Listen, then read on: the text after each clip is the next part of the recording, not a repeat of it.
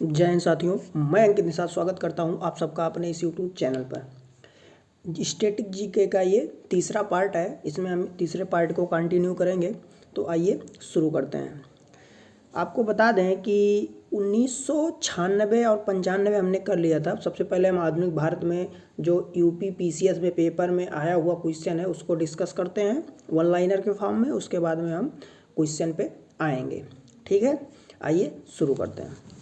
तो सबसे पहला क्वेश्चन है कि लाल बाल और पाल, लाल बाल पाल त्रिगुट से कौन, आईएनसी मतलब होता है इंडियन नेशनल कांग्रेस। इतना पढ़ा, लिखने से अच्छा मैंने आईएनसी लिखा हुआ है। ठीक है, तो इसमें अध्यक्ष कौन हुआ है? तो इसमें जो अध्यक्ष हुए हैं वो है लाला लाजपत राय। ठीक है, आगे है कि सुमेल करिए। सुमेल करके मैंने यहाँ लिख दिया है, ये आप लोग सीधा सीधा याद रखिएगा। जो हिंदू समाचार था इसके जो है संपादक थे जी सुब्रमण्यम अय्यर, और सुधारक जो थे वो कौन थे? गोपाल कृष्ण गोखले। और वॉइस ऑफ इंडिया के संपादक थे दादा भाई नौरोजी। और बंगाली जो है समाचार पत्र था इसके जो है संपादक थे सुरेंद्र नाथ बनर्जी। ठीक है, आगे बढ़ते हैं।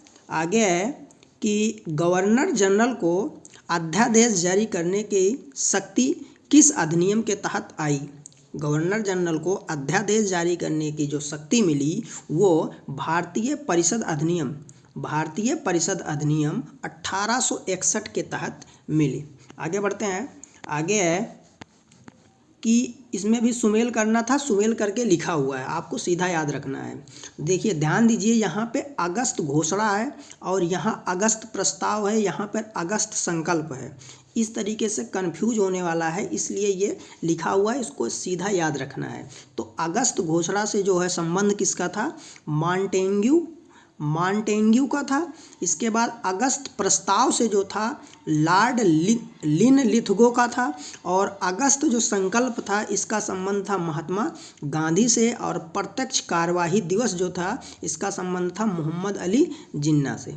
ठीक है, आगे बढ़ते हैं। आगे है कि मुस्लिम लीग का प्रथम अध्यक्ष आगा खां कौन था? आगा खां 1908 से 1913। इसके बाद में आता है पत्रकार के कर्तव्य का निर्वहन करते हुए जेल जाने वाले प्रथम भारतीय थे बाल गंगाधर तिलक 1883 में। इसके बाद में है सुभाष चंद्र बोस के त्याग पत्र के बाद, ये सुभाष चंद्र बोस जी आईएनसी के अध्यक्ष बने हुए थे, इन्होंने त्याग पत्र दे दिया था। उसके बाद में किसको अध्यक्ष बनाया गया? वो राजेंद्र प्रसाद, 1939 की बात है। ठीक है, इसके बाद में आगे बढ़ते हैं। आज़ाद हिंद फौज का विचार सबसे पहले किसने सुझाया? मैंने कल क्वेश्चन कराया था कि पहला सेनापति कौन था। ठीक, तो मोहन सिंह ही पहले सेनापति थे और इन्होंने ही सुझाया था, तो इसीलिए इनको बनाया गया था पहला सेनापति आज़ाद हिंद फौज का। ठीक है, आगे बढ़ते हैं। आगे है भारत छोड़ो आंदोलन के समय किसने कांग्रेस रेडियो का प्रसारण किया? तो किसने किया, ये नाम याद रखना है, ऊषा मेहता। ठीक है, ऊषा मेहता। अब जो है ये जो क्वेश्चन खत्म हो गए हैं, अब हम ऑब्जेक्टिव क्वेश्चन पे आते हैं। ठीक है, पहला क्वेश्चन है कि ICAR के अनुसंधान केंद्रों का मिलान करें। ठीक है, जो रिसर्च सेंटर हैं जैसे कि केले के लिए कहाँ पे है, अंगूर के लिए कहाँ पे है, मांस के लिए कहाँ पे है, इसके बाद में है अनार के लिए और गन्ना के लिए, इनका जो है मिलान करना है। तो मिलान कौन सा सही करना है? जैसे कि मैं बता दूं कि केले के लिए जो है वो त्रिची है। ठीक है, त्रिची है केले के लिए रिसर्च सेंटर। ठीक है, अंगूर के लिए कौन सा है? पुणे है। ठीक, इसके बाद मांस के लिए अगर पूछा जाए तो हैदराबाद है। अगर हम अनार के लिए पूछते हैं तो सोलापुर है। और गन्ना अनुसंधान केंद्र अगर पूछा जाए तो लखनऊ उत्तर प्रदेश। ठीक है, ये मिलान करके लिखा हुआ है। ठीक है, आगे बढ़ते हैं। आगे है कि जादू घोड़ा की खाने क्या निकाला जाता है, मतलब जादू घोड़ा की जो खाने हैं वहाँ से क्या चीज़ निकाला जाता है। पहला क्वेश्चन यहाँ से ये याद रखना है कि जादू घोड़ा की जो खाने हैं वह है कहाँ पे, वो है झारखंड में। ये आप लोग याद रखिएगा, जादू घोड़ा की खाने झारखंड में हैं और यहाँ से जो निकाला जाता है वो निकाला जाता है यूरेनियम। ठीक है, ये 2 क्वेश्चन यहाँ से हो गया। इसके बाद में आगे बढ़ते हैं। आपको बता दें ये 3 दिन पहले का करंट अफेयर है, ये आप लोग के लिए है। ठीक है, आप लोग कितना करंट अफेयर पढ़ते हैं वो देखते हैं कि इसमें कमेंट करके बताना है। भारत में कितने टाइगर रिजर्व हैं अभी प्रेजेंट टाइम पे। ठीक है, 50 हैं, 52 है, 51 है, कि इनमें से कोई नहीं, ये आपको कमेंट करके बताना है। आगे है कि मेकॉन्ग गंगा सहयोग में कितने देश सदस्य हैं, 5, 7, 6 या 8, कितने देश सदस्य हैं।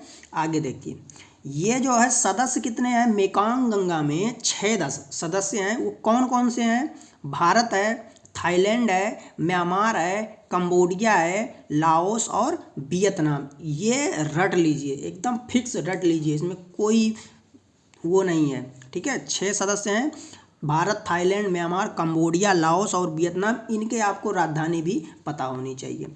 आगे बढ़ते हैं, आपको यहीं बता दें कि सार्क में 8 सदस्य हैं।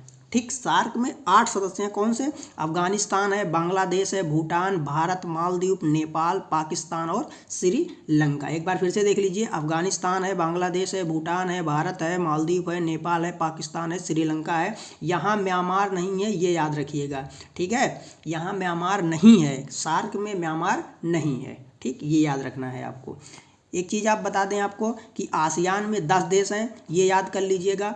कौन कौन से हैं, बिम्स्टेक में 7 देश हैं, ये भी आप लोग याद कर लीजिए कौन कौन से हैं। आगे बढ़ते हैं, आगे है यूएसए में रिपब्लिकन पार्टी, जो रिपब्लिकन पार्टी है उसका चुनाव चिन्ह क्या है। रिपब्लिकन पार्टी जो है वह उसका चुनाव चिन्ह क्या है, हाथी है, साइकिल है, तीर है या तीर धनुष है। तो वहाँ की जो रिपब्लिकन पार्टी है उसका चुनाव चिन्ह है हाथी। ठीक है, वहाँ पे एक और पार्टी है जिसको बोला जाता है, वहाँ पे एक और पार्टी है जिसका नाम है डेमोक्रेटिक पार्टी, जिसका चुनाव चिन्ह क्या है, गधा है। ठीक है, आगे आपको बता दें साइकिल किस आपको पता है, सपा की है, और हाथी। अगर एक क्वेश्चन यहाँ से ये भी बन सकता है कि वहाँ पे जो पार्टी का चुनाव चिन्ह है वो अपने यहाँ कौन से पार्टी का है, तो बीएसपी का है, आपको पता है। उसके बाद बता दें आपको ये साइकिल जो है सपा के अलावा तेलुगु देशम पार्टी की भी साइकिल ही है। ठीक है, तीर आपको पता है, तीर और तीर धनुष ये आपको पता होना चाहिए, पता करके बताइए। जो तीर है वो किसका है, जो नीतीश जी की पार्टी है। ठीक है, आगे बढ़ते हैं। भूटान के साथ कितने भारतीय अपनी सीमा साझा करते हैं, कितने भारतीय राज्य अपनी सीमा साझा करते हैं, 4 करते हैं, 6 करते हैं, 5 करते हैं या 3 करते हैं। तो आपको बता दें कि भूटान यहाँ पे है, इसके बाद में यहाँ पे सिक्किम लगता है, यहाँ पे चिकन नेक ऑफ इंडिया है। ठीक, तो यहाँ से एक सिक्किम हो गया, चिकन नेक ऑफ इंडिया मतलब वेस्ट बंगाल लगता है, एक ये हो गया, 2 ये हो गया, और इसके बाद में यहाँ से जो है असम जाता है तो असम भी लगता है, और यहाँ से अरुणाचल प्रदेश निकलता है तो अरुणाचल प्रदेश में निकलता है तो वो भी लगता है। तो 1, 2 मतलब सिक्किम 1, वेस्ट बंगाल 2, और यहाँ पे असम हो गया 4, 3 हो गया, और यहाँ से जो अरुणाचल प्रदेश निकलता है वो क्या है, 4 हो गया। तो मतलब कितने लगते हैं, 4 लगते हैं। ठीक है, 4 राज्य जो है भूटान से लगते हैं। ठीक है, आपको बता दें आपको नॉर्थ ईस्ट पता होना चाहिए, नॉर्थ ईस्ट जो है पता होना चाहिए कहाँ पे क्या है। आपको एक चीज़ पता होना चाहिए कि एक चीज़ याद करिए कि असम याद कर लीजिए, या असम बीच में है, असम बीच में है, यहाँ पे ऐसे मेघ की तरीके से मेघालय है, असम याद कर लीजिए और मेघालय याद कर लिया आपने। एक उसके ऊपर में यहाँ पे लगा हुआ क्या है, अरुणाचल प्रदेश है। अरुणाचल प्रदेश के बाद एक वर्ड याद रखिए क्या, नमामि गंगा प्रोजेक्ट चल रहा है ना, नमामि गंगा प्रोजेक्ट से आपको याद हो जाएगा, नमाम से नमामि, ना से नागालैंड, मा से यम ए मतलब नमामि, यम ए से मणिपुर, इसके बाद नीचे मिजोरम, और त्रिपुरा तो पता ही है आपको। ठीक, ऐसे करके याद रख सकते हैं। ठीक, आगे बढ़ते हैं। आगे है कि जो सेंटिनल जनजाति है, सेंटिनल जो जनजाति है वह कहाँ पे पाई जाती है? यूपी, जम्मू कश्मीर, लद्दाख या अंडमान निकोबार द्वीप समूह में। तो ये कहाँ पाई जाती है सेंटिनल जनजाति? ये अंडमान में पाई जाती है। ठीक है, यहाँ पे और भी जनजातियाँ पाई जाती हैं, वो कौन सी हैं? ओंगा और जारवास। क्या? जारवास। ठीक है, ये भी याद रख लीजिए। आगे बढ़ते हैं कि गिरकेसर कहाँ पाया जाता है? जो गिरकेसर है वो कहाँ पाया जाता है? एमपी, गुजरात, झारखंड या कहीं नहीं? तो आपको बता दें जो गिरकेसर है वो गुजरात में पाया जाता है। अब आपको ये बताना है कि ये गिरकेसर है क्या, ये गिरकेसर है क्या, ये आपको बताना है। ठीक है, आगे बढ़ते हैं। अंटार्कटिका में भारत के अनुसंधान केंद्र कौन से हैं? दक्षिण गंगोत्री है, मैत्री है या भारती है? तो आपको ये तीनों याद रखने हैं, क्योंकि ये तीनों ही हैं। कौन से? दक्षिण गंगोत्री भी है, मैत्री भी है और भारती भी है। ये तीनों ही हैं। अगर ये से क्रम में पूछा जाए कि पुराने से नया क्या है, तो इसी क्रम में ये बने हुए हैं। पहले हमारे सबसे पुराना ये है, उसके बाद ये, उसके बाद ये, तीनों याद रखिएगा। आगे बढ़ते हैं कि सतपुड़ा रेंज की सबसे ऊंची चोटी कौन सी है? सतपुड़ा रेंज की सबसे ऊंची चोटी है कौन सी है? धूपगढ़ है, अनाईमुड़ी है या गुडवेल पीक है या गुरु शिखर है? तो जो सतपुड़ा रेंज है इसकी सबसे ऊंची जो चोटी है वो है धूपगढ़। अब अनाईमुड़ी जो है वो क्या बोलते हैं, साउथ इंडिया की सबसे ऊंची चोटी है। क्या? साउथ इंडिया की सबसे ऊंची चोटी है अनाईमुड़ी। उसके बाद आप लोगों ने सुना होगा विंध्य रेंज की जो है सबसे ऊंची जो चोटी है वो क्या है? गुडविल पीक है। ठीक है, और शिवालिक की सबसे ऊंची चोटी कौन सी है? गुरु शिखर।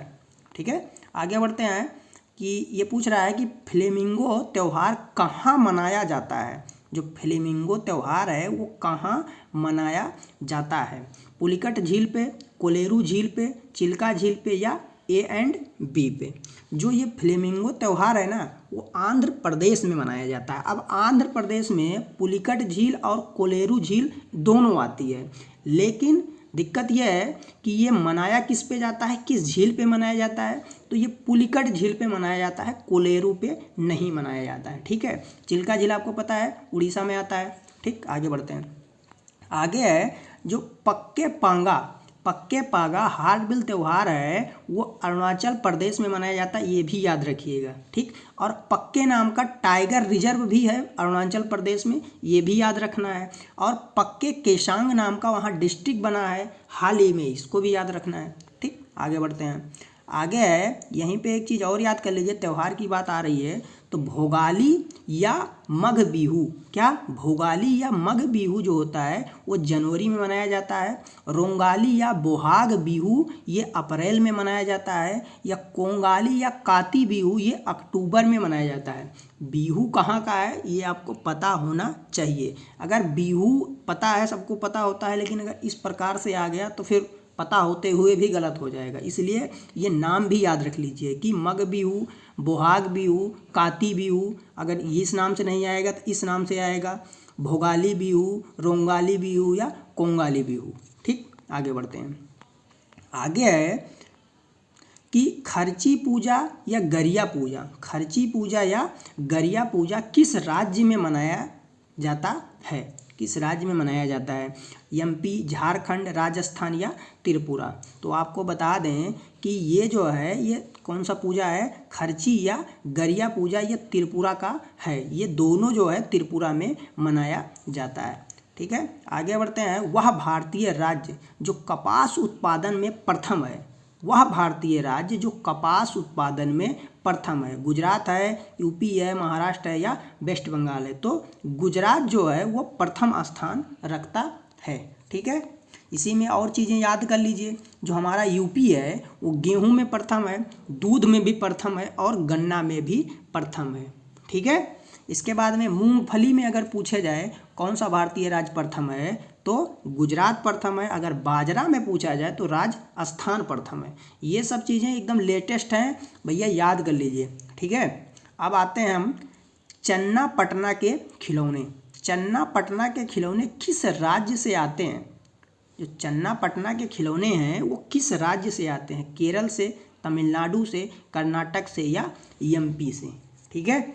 ये आप लोग कमेंट करके बताएंगे, ये कमेंट करके बताएंगे। दूसरी चीज़, मैं इस चन्ना पटना को ही क्यों लिया और दूसरे भी बहुत सारे खिलौने हैं, क्योंकि मोदी जी ने मन की बात में इन खिलौनों का जिक्र किया था। मन की बात मोदी जी करते हैं ना, मन की बात सुनते नहीं हैं लेकिन करते ज़रूर हैं, ठीक है।